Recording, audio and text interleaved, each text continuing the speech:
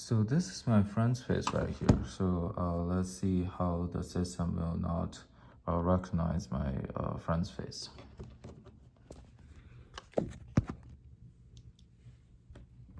Oh, so I run the system right now.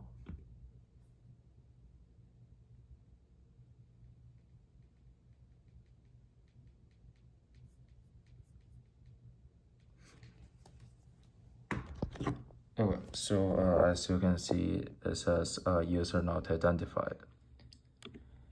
So now I can run the system with my own face.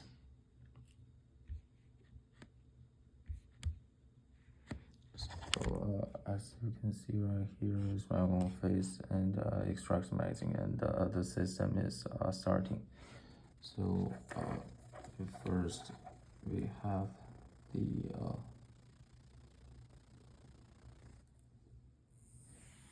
DC motor working, and we can change the speed with the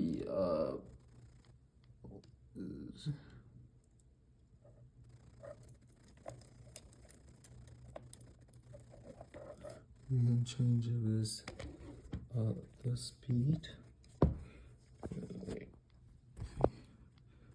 We can change it, so as you can see, it's changing the speed, and the speed of the DC motor is changing.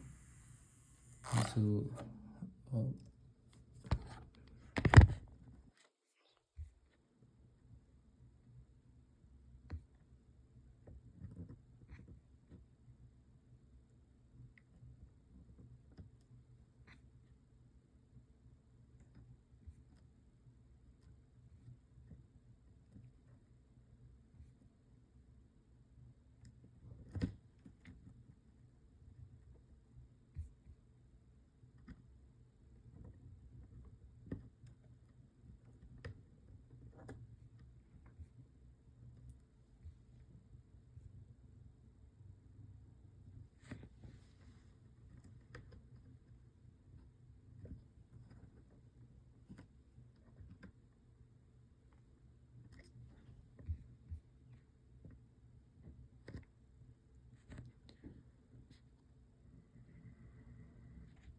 we can put the DC motor away for a second, and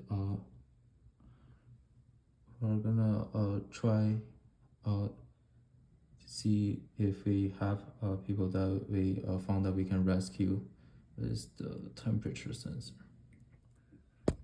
So right now the previous temp is the temperature is right here. We're at 19, so we're gonna hit it to 22.5. So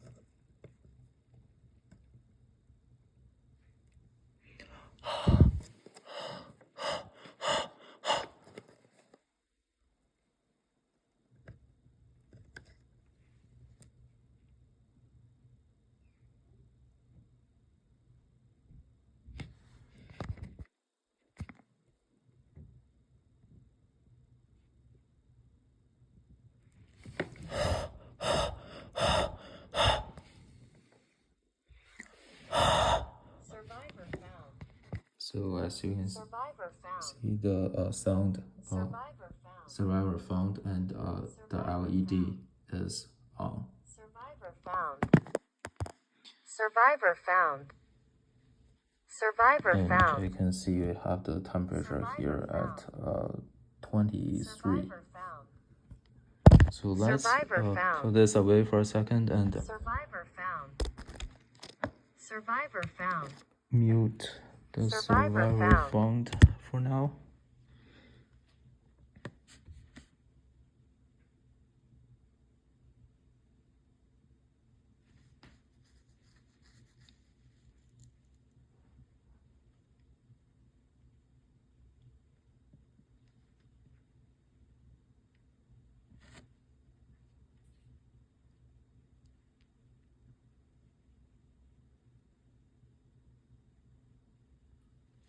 So now we're gonna test the ultronic sensor, which for now the DC motor is still working. So we want to actually block this ultronic sensor.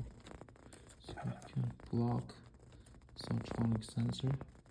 So now the DC motor is has obstacle, and if we move away, it's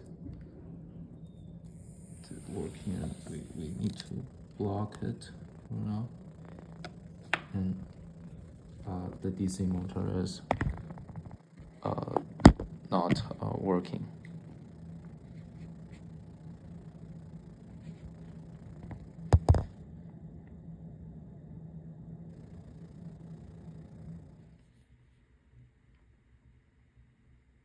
We can now pull up the hand count to move away from the obstacles. So as we can see here, so one finger is 120 and two finger is 90. So that's, we got two finger. Now you can see it's 90 degrees, and then we put one finger again. It's 120, and then 90, 120, 90, 90. So we can now quit the obstacle and start the DC motor again. So let's quit the this, and we can have the DC motor start running again. So let's go into the code that we have for this product. So the first thing is we define all the libraries that we need, and then we have a flag here for the face to see if it's my face or it's other people's face. And then we define the ultrasonic sensor, which is the two trigger pin and equal pin, and the callback from the data in the callback function. So we have this callback function. The distance is equal to the index 2 of the data, and then we have this sonar which we initialize the sonar, and then we can use this callback function to pass the data to this variable distance, and then we can calculate that. So here is defined LED, the DC motor, the servo motor, the DHT pins, and then here we have the potentiometer, which we have the speed, and then we have the blast speed, and then we have the potentiometer pin. So we have this callback function. We pass the CV value is the index 2 in the data, and then we pass this to speed, and then we can print out the speed here. So and then there's an analog in function which receive the analog signal that the potentiometer have. So we have this callback function the pin into this analog in function, and then we have the DHT sensor. The DHT sensor, we first have initiate a temperature, and then the last temperature in the last round. Here we have the global temp, And then we can pass in the temperature here and the index 5 and the data, and we have this DHT function right here. So we basically initialize the DHT sensor with callback pins. And then we initialize our board, and then we initialize the LED and the servo motor and the DC motor right here. And then here's a function of starting the DC motor. And then we have the phase function. So we enter the path of the image and cascade files here, and then we create the power cascade for the classification, and then we create the recognizer. And then we import the trained values in the recognizer, and we import the labels created by this program, and then we read in the image, and then we transform that into grayscale, and then we detect the face in the image. And we draw a rectangle bound of the face, and then we have the face right now at this stage. So we want to see if the face ID, which is right here, is 4, which is me, and then we have with certain confidence level. So if that's true, then we return true, and then if that's false, we return false. So that it's not my face. And then we can open up the camera and capture the image, and then save the image to this address.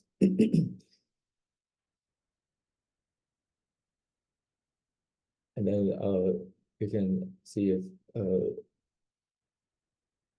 it's false, then it's just unidentified, and if it's true, then that's me, and then we close the camera.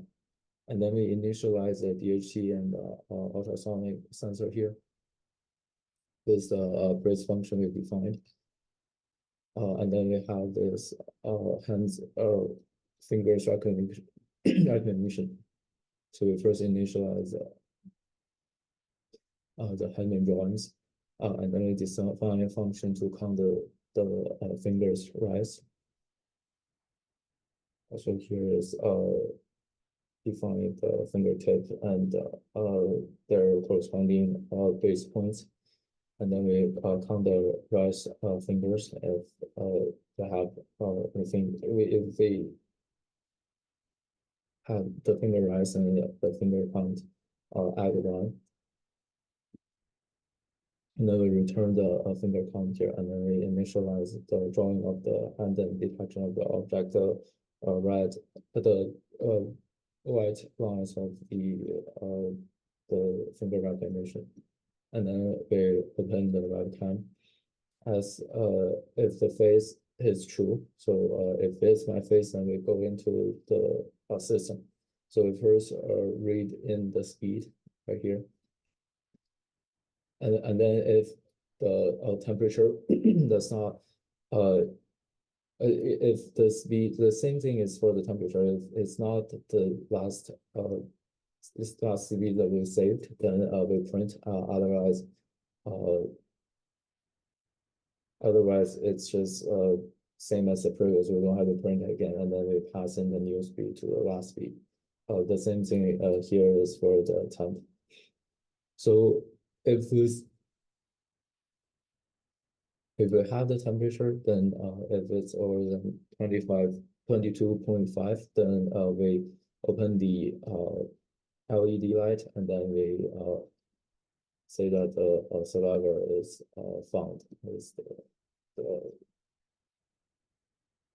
the empty straight file, and then else, then we just turn it off. So here is the distance. If it's not a previous distance, then we print the distance, and if it's smaller than 100, it's 1 for the is off for the DC motor, and then otherwise, then the DC motor is on. And we have speed here to control the speed of the DC motor. And so and then we pass the distance to the last distance. Now, here is the hands recognition. So we pass in these values, and then we initiate a count of the fingers. And then if we have the finger count as 1, so if it's 1, then we have 120 degree for the servo motor, and then otherwise then we have 90 degree for the servo motor. So here is just counting the fingers. And then if we press Q, then we quit. And then if in the last day we can restart the DC motor again.